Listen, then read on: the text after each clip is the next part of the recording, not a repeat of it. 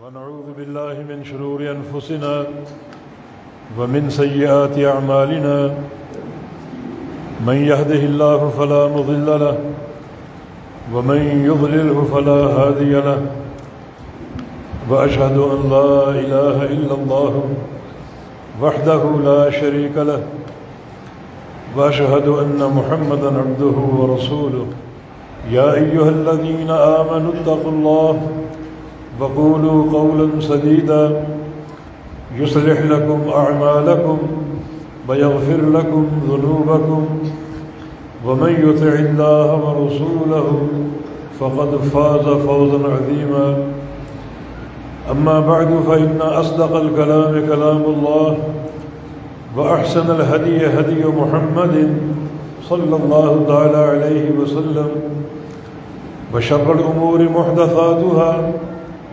وكل محدثة بدعة وكل بدعة ضلالة وكل ضلالة في النار رب اشرح لي صدري ويسر لي أمري واحلل عقدة من لساني يفقه قولي لقد قال الله سبحانه وتعالى بعد أعوذ بالله من الشيطان الرجيم من همزه ونفخه ونفسه بسم الله الرحمن الرحيم فاستمسك بالذي أوحي إليك إنك على صراط مستقيم وإنه لذكر لك ولقومك وسوف تسألون رسول اکرم صلی اللہ علیہ وسلم کی ایک حدیث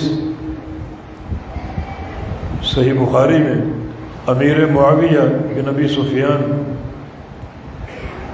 رضی اللہ تعالی عنہما کی روایت سے رسول اللہ صلی اللہ علیہ وسلم نے ارشاد فرمایا لا تزال طائفة من امتی قائمة على امر اللہ لا يضرهم من خذلهم او خالفهم ہمیشہ ایک جماعت میری امت کی اللہ تعالیٰ کے امر پر قائم رہے گی۔ اللہ تعالیٰ کے امر سے مراد اللہ تعالیٰ کا دین ہے، جس کی تعبیر قرآن اور حدیث ہے، کیونکہ ایک حدیث میں یہ الفاظ بھی وارد ہیں کہ لا تزال طائفة من امتی علی الدین، کہ میری امت کی ایک جماعت اس دین پر قائم رہے گی۔ یہی امر اللہ ہے جس کی تعبیر کتاب و سنت ہے۔ لا يضرهم من خذلهم او خالفهم، جو بھی لوگ یا جو بھی شخص یا جو بھی گروہ انہیں ذلیل کرنے کی کوشش کرے گا یا ان کی مخالفت کرے گا، نقصان نہ پہنچا سکے گا، ان کا کچھ نہ بگاڑ سکے گا، حتی یأتی امر اللہ وہم ظاہرون، حتیٰ کہ اللہ تعالیٰ کا امر آ جائے۔ اس امر سے مراد قیامت ہے، قیامت آ جائے۔ وہم ظاہرون، جب قیامت آئے گی تو وہی طائفہ وہی گروہ غالب ہوگا اور ظاہر ہوگا۔ یہ مکمل حدیث صحیح بخاری میں اور صحیح مسلم میں۔ نبی علیہ السلام نے یہ خبر کیوں دی ایک طائفہ کی، ایک جماعت اور گروہ کی؟ یہ بھی امت پر ایک عظیم احسان ہے۔ حق جو کتاب و سنت میں موجود ہے اسے اختیار کرنا ہر انسان پر فرض ہے۔ وَيَسْتَنبِئُونَكَ حَقٌّ هُوَ قُلْ اِي وَرَبِّي إِنَّهُ لَحَقٌّ، آپ سے پوچھتے ہیں کہ کیا یہ حق ہے، آپ کی دعوت حق ہے؟ کہہ دیجیے ہاں، مجھے قسم ہے اپنے رب کی یہی حق ہے۔ اور کوئی حق نہیں۔ اور فماذا بعد الحق الا الضلال، جب حق متعین ہو جائے کہ یہ حق ہے تو اس کے بعد باقی جو بھی راستہ ہو وہ گمراہی ہے۔ حق کا تعین ہو جائے تو وہ ایک ہی حق ہے، اور باقی سارے راستے گمراہی کے سوا کچھ نہیں۔ تو اس حق تک پہنچنا ہر بندے کی ذمہ داری ہے۔ کتاب و سنت حق ہے، اللہ کی وحی حق ہے۔ فاستمسک بالذی اوحی الیک انک علی صراط مستقیم، اے محمد صلی اللہ علیہ وسلم، جو آپ کی طرف وحی کی جا رہی ہے اسے تھامے رکھو، بلا شبہ یہی صراط مستقیم ہے، یہی حق ہے اور جنت کا راستہ ہے۔ اللہ تعالیٰ کی وحی حق ہے، کتاب و سنت حق ہے، لیکن بہت سے لوگ اسے سمجھنے سے قاصر ہیں، اپنے راستے انہوں نے جدا کر لیے، حالانکہ کتاب و سنت، قرآن و حدیث، اللہ تعالیٰ کی وحی ایک بڑا واضح اور ٹھوس راستہ ہے۔ اگر وحی الہی کی اتباع حق نہیں ہے تو پھر حق کہاں ہو سکتا ہے؟ یہ ایک افسوسناک حقیقت ہے کہ کتاب و سنت موجود ہے پوری وضاحت اور صراحت کے ساتھ۔ نبی علیہ السلام کی 2 حدیثیں، ترکت فیکم امرین لن تضلوا ما تمسکتم بہما، کہ تمہارے بیچ 2 امر، 2 چیزیں یا 2 آرڈر چھوڑے جا رہا ہوں، جب تک انہیں تھامے رہو گے کبھی گمراہ نہ ہوگے۔ اور ان دونوں امروں کے بارے میں ایک اور حدیث میں آپ کا ارشاد ہے کہ ترکتکم علی البیضاء لیلھا ونہارھا سواء، کہ میں تمہیں ایک واضح راستے پر چھوڑے جا رہا ہوں جس کی رات بھی دن کی طرح روشن ہے، جس میں اندھیرا نہیں ہے، تاریکی نہیں ہے، بلکہ وہ نور ہی نور ہے۔ لقد جاءکم من اللہ نور، وہ نور ہی نور ہے۔ جو چیز میں چھوڑے جا رہا ہوں اس میں تاریکی اور اندھیرے نام کی کوئی چیز نہیں ہے، کوئی ابہام نہیں، کوئی خفا نہیں، بلکہ وہ کھلم کھلا راستہ نور ہی نور ہے۔ لا یزیغ عنہ الا ہالک، اس واضح راستے سے، واضح پروگرام سے برگشتہ ہونے والا انسان وہی ہے جس کے بارے میں اللہ تعالیٰ نے تباہ و برباد ہونے کا فیصلہ فرما لیا ہو، جس کے مقدر میں بربادی ہو، ہلاکت ہو اور تباہی ہو، ورنہ یہ راستہ حق ہے اور واضح ہے۔ تو جو حدیث ہم نے پیش کی ہے، نبی علیہ السلام نے یہ بیان کیوں فرمائی؟ یہ امت پر ایک احسان۔ اگر آپ کو کتاب و سنت سمجھ نہیں آ رہا تو ایک طائفہ، ایک گروہ قیامت تک موجود رہے گا، وہ حق پر ہوگا، وہ طائفہ منصورہ ہوگا، یا اس کو فرقہ ناجیہ کا لقب حاصل ہے، تو اس کو تلاش کرو۔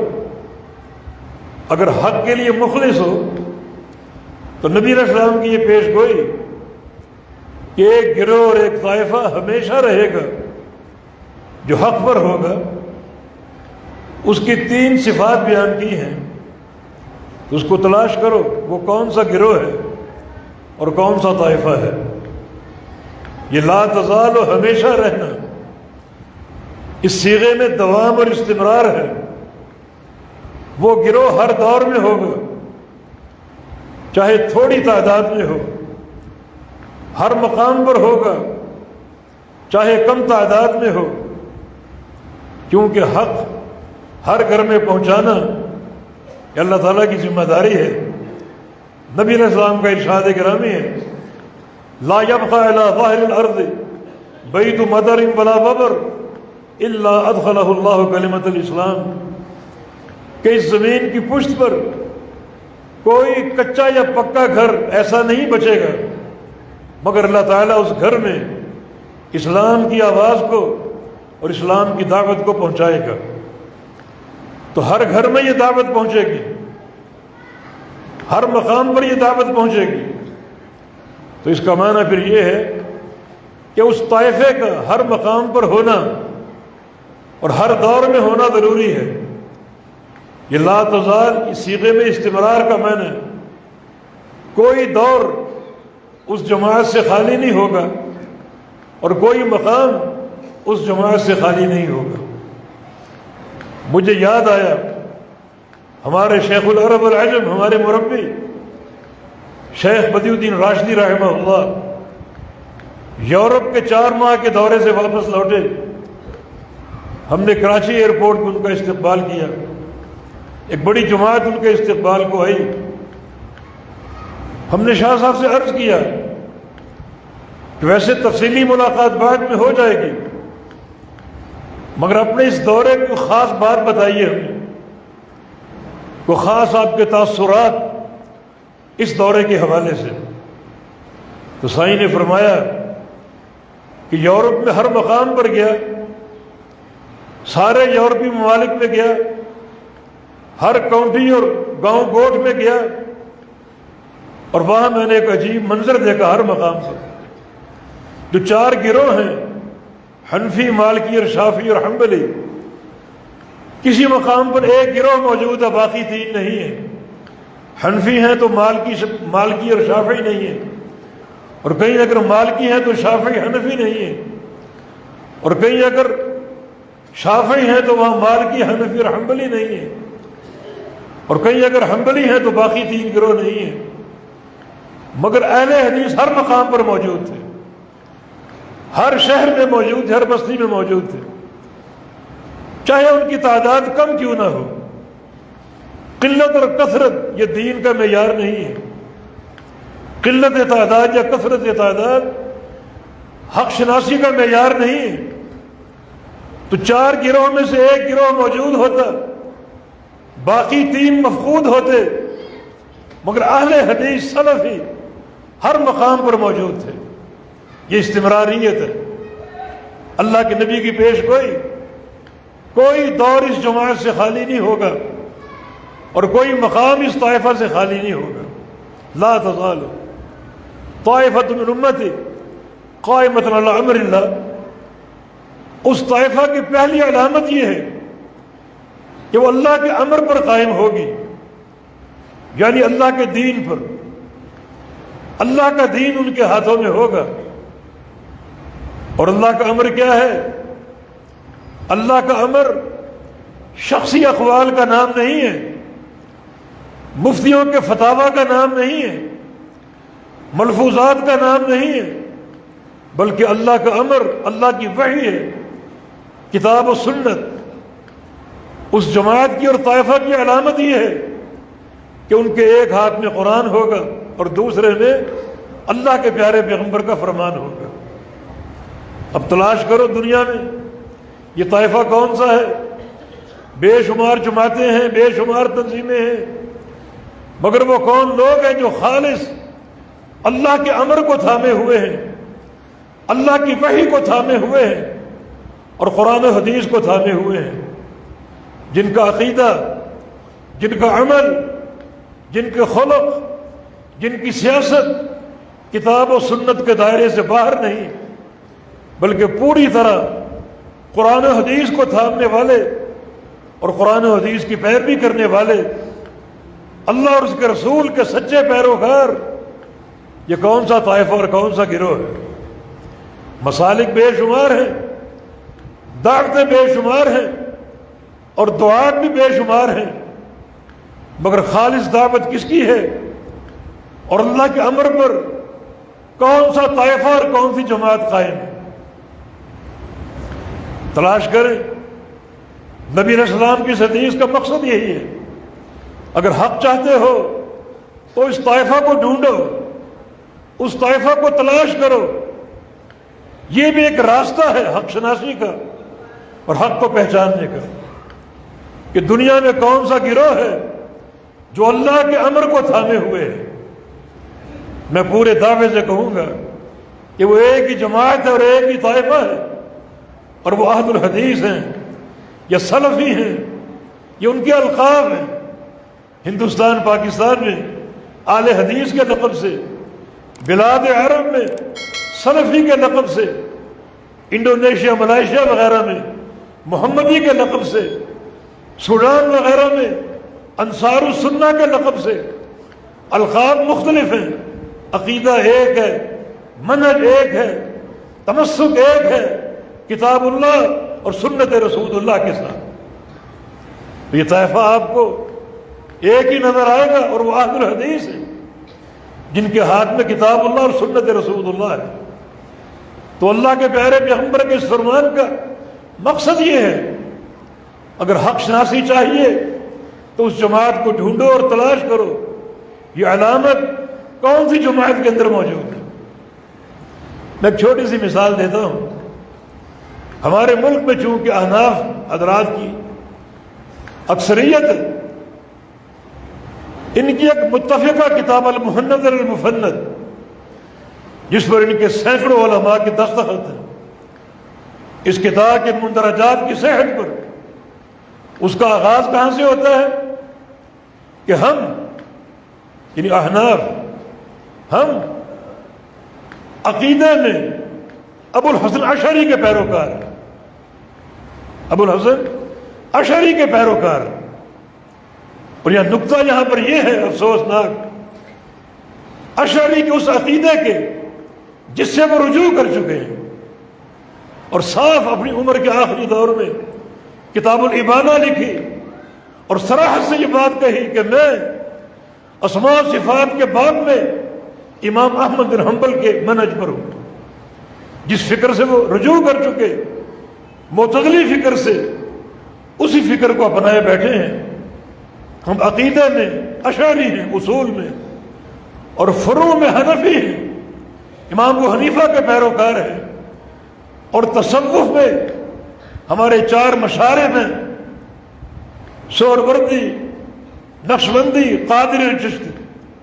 بتائیے کہیں اللہ اور اس کے رسول کا نام ہے؟ امر اللہ کی بات ہے کہیں؟ اللہ کے دین کی بات ہے کہیں؟ یہ اہل الحدیث ہی واحد جماعت ہے جو یہ برسر عام دعویٰ کرے گی، واشگاف الفاظ میں عقیدہ ہو، عمل ہو یا تزکیہ کے مسائل ہو، ہم ان سارے امور میں محمدی ہیں صلی اللہ علیہ وسلم اور اللہ کے رسول کے پیروکار.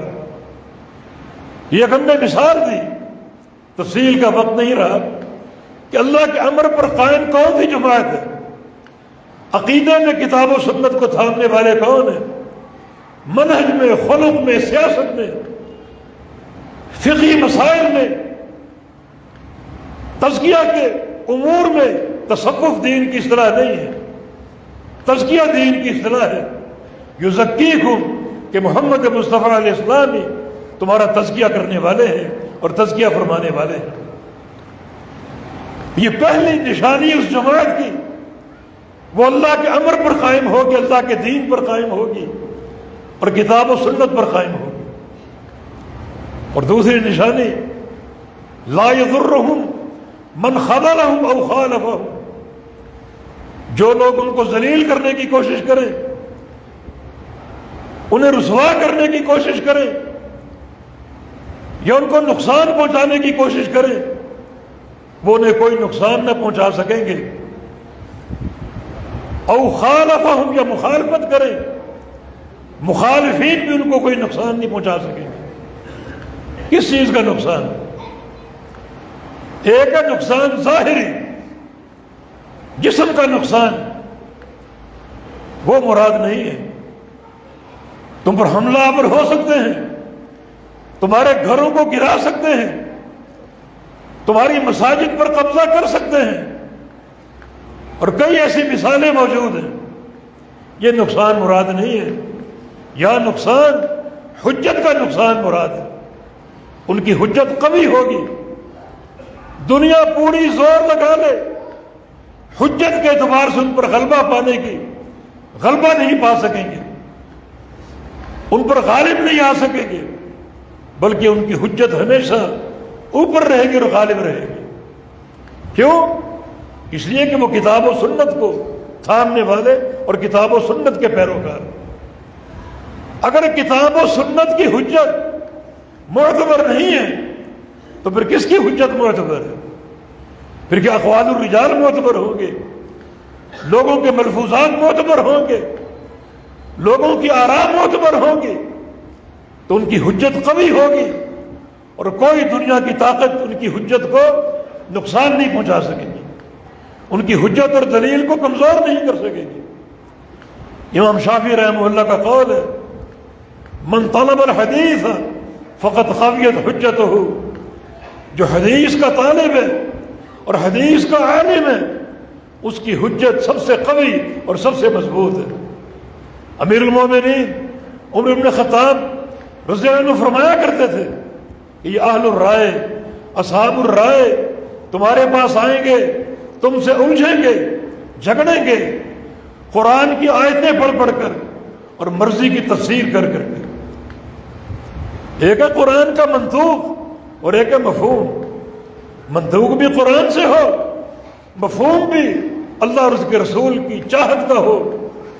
یہ تو ایک موقف درست ہے، مگر وہ قرآن تو پڑھیں گے، تفسیر اپنی رائے سے کریں گے، تفسیر اپنی مرضی کی کریں گے، جبکہ رائے کی تفسیر جرم ہے، بہت بڑا جرم ہے.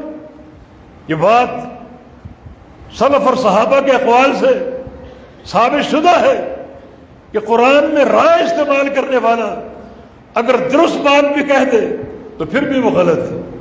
ابو بکر صدیق رضی اللہ عنہ فرمایا کرتے تھے، ایو سماعٍ تضلنی وایو ارض تقلنی لو قلت فی کتاب اللہ برأیی، اگر میں نے کتاب اللہ میں اپنی رائے استعمال کی تو کون سا آسمان مجھے سایہ کرے گا اور کون سی زمین مجھے پناہ دے گی؟